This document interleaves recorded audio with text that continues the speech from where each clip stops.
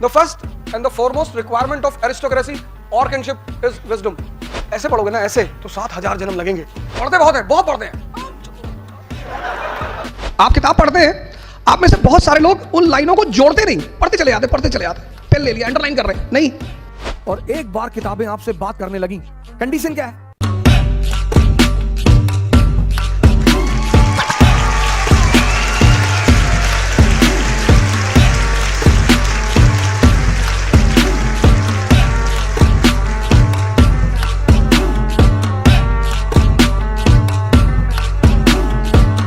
Wisdom. राजशाही का पहला सिद्धांत है विजडम, किंगशिप का, एरिस्टोक्रेसी का। इसीलिए राजा कौन बनेगा यह स्कूल डिसाइड नहीं करेगा। हो सकता है मोदी जी से क्लास 4th में, जैसे हमारे टीचरों ने पूछा था, टीचर पूछते ही है कि बड़े होकर लोग क्या बनेंगे, तो एक रो तो पूरी इंजीनियर बन जाती है। Madam I will become engineer madam. एक रो दूसरी रो होती है, वो डॉक्टर बनती है कि हम तो भैया डॉक्टर बनेंगे। एक रो को समझ में नहीं आता क्या बोले, तो बोलती I will ask my father and then tell. उसमें कोई एक आदमी कहता होगा शायद कि मैं प्रधानमंत्री बनूंगा, और उसकी टीचर उसे स्लैप कर देती हो, your father is an auto driver and you become a prime minister, get out from the class. Wisdom. The first and the foremost requirement of aristocracy or kingship is wisdom. Wisdom आएगी कहां से? Education से। जैसे अभी आप humanities के subject उठाएंगे, modern India उठाएंगे, एक पढ़ने का तरीका है पुरोहितों की तरह, प्रीस्ट, उसको बोलते हैं प्रीस्टली अप्रोच। पढ़े जा रहे हैं,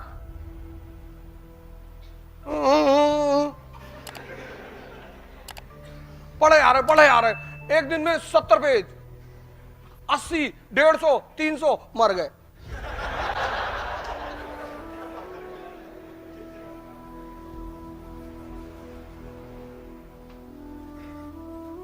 एक होता है सेंटली अप्रोच। पढ़ने के दो अप्रोच है, एक है प्रीस्टली अप्रोच, आप बहुत पढ़ते हैं, आपको आता कुछ नहीं।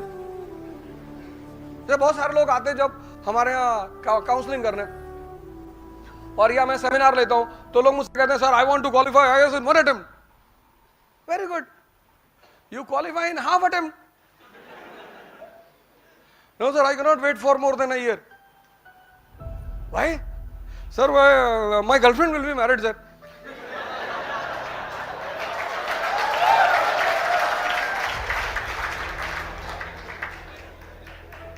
मैंने कहा वेरी गुड यार, तुम दूसरे से कर लेना। Sir you don't have a feeling sir.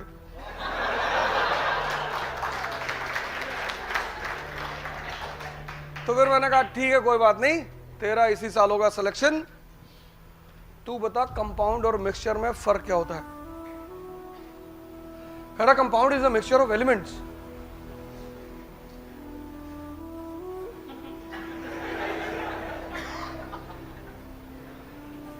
मैंने कहा बेटा अगर मैं भगवान तो हूं नहीं, लेकिन कभी कभी शैतानों जैसी बातें करता हूं।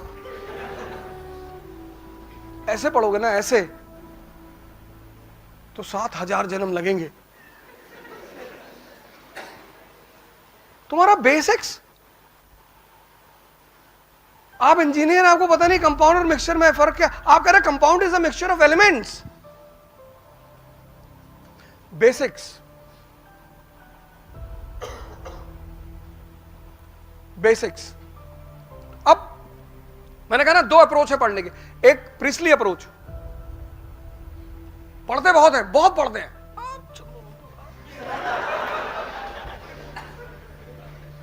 पता कुछ नहीं।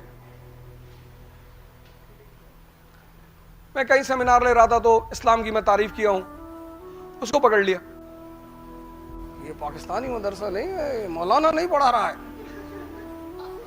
अरे चाचा तुमको क्या पता, प्रीस्टली अप्रोच में आदमी मेहनत करता हुआ बहुत दिखाई पड़ता है। उसको अचीव कुछ नहीं होता।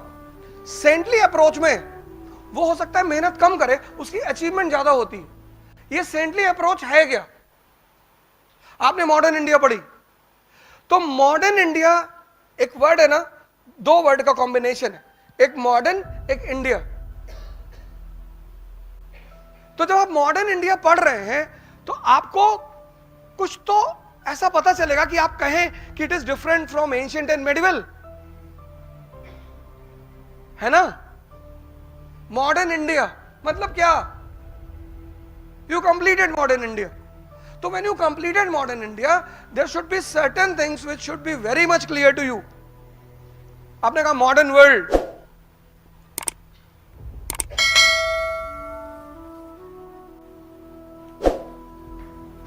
can you tell me the important features of modern world which separates modern world from pre-modern? Try कर लो, चलो तुम ही बता दो, उसके ऊपर हंस रही हो बैठ के पीछे से। ट्राई कर लो, इतना भी क्या हंसना कि फंस गया बेचारा आगे बैठा हुआ।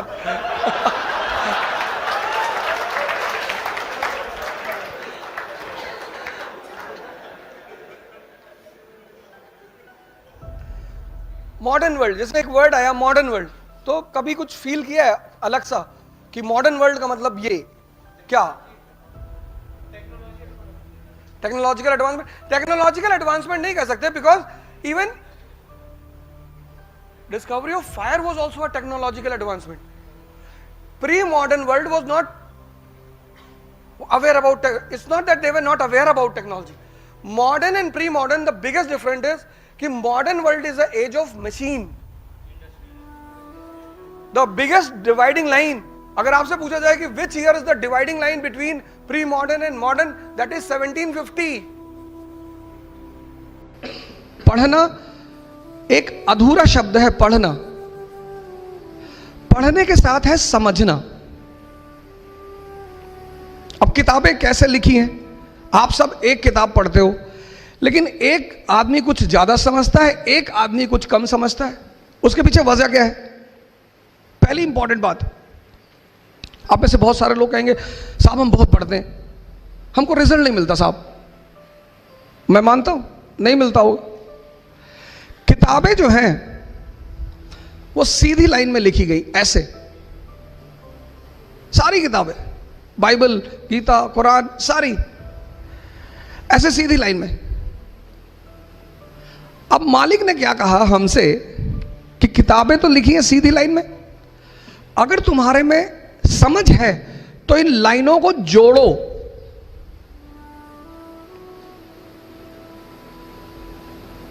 मेरी बात पे फिर से गौर करिए। आप किताब पढ़ते हैं, आप में से बहुत सारे लोग उन लाइनों को जोड़ते नहीं, पढ़ते चले जाते, पढ़ते चले जाते, पेन ले लिया, अंडरलाइन कर रहे हैं। नहीं नहीं, जैसे मूवी मैसेज दे रही है ऐसे वो किताबें भी मैसेज दे रही हैं।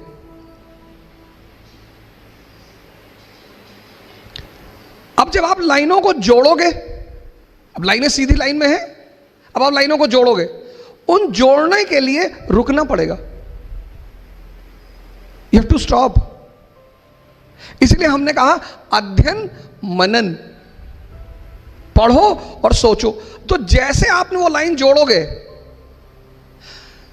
तो फिर आपको दोनों लाइन के बीच का संबंध समझ में आएगा। किताबें तो किसी को भी महान बना दे, बशर्ते वो आपसे बात करने लगे। किताबें जल्दी किसी से बात नहीं करती सर। पढ़ते बहुत लोग हैं, बात वो दुनिया में बहुत कम लोगों से करती हैं।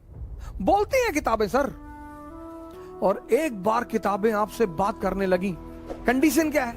किताब आपसे बात करेगी, मन शांत हो जाए। जैसे आप किताब पढ़ रहे हैं और आपका पीछे का मन बड़बड़ा रहा है, कहीं और बैठा हुआ है, तब वो आपसे वो समझ जाती है कि आप मेरे पास है ही नहीं, आप तो कहीं और बैठे हैं। इतनी सेंसिटिव होती हैं किताबें। इसीलिए भारत देश में हम जब किताब से पैर लग जाता है तो हम उसे उठाकर अपने मत्थे पे लगाते हैं। इसका भी मजाक उड़ाया गया, इसका भी मजाक उड़ाया गया, यार तुम लोग तो किताब उठा के सर से लगाते हो। बिल्कुल सर, जिससे किताबें बात करने लगे, और एक ही शर्त है किताबों की बात करने का, अगर आपका मन शांत है और आप सिर्फ उन्हीं से बात कर रहे हैं, तब वो आपको जवाब देंगी पलटकर। और अगर आपका मन शांत नहीं है, आप पढ़ते रहिए जितना आपको पढ़ना है। एक लाइन, कई बार मेरे पास स्टूडेंट आए, एनसीईआरटी को 4 बार पढ़ के रंग चुके हैं, नीले रंग से, पीले रंग से, लाल रंग से रंग चुके हैं, लेकिन पता कुछ भी नहीं।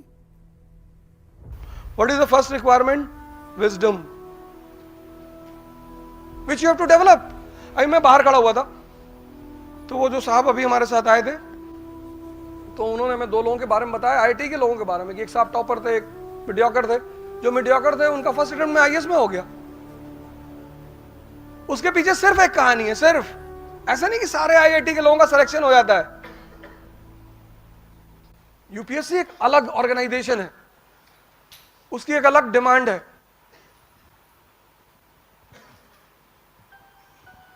उसकी पहली डिमांड है विजडम। भारत में 3 ही लोग राजा हैं, एक पीएम, एक सीएम, एक डीएम।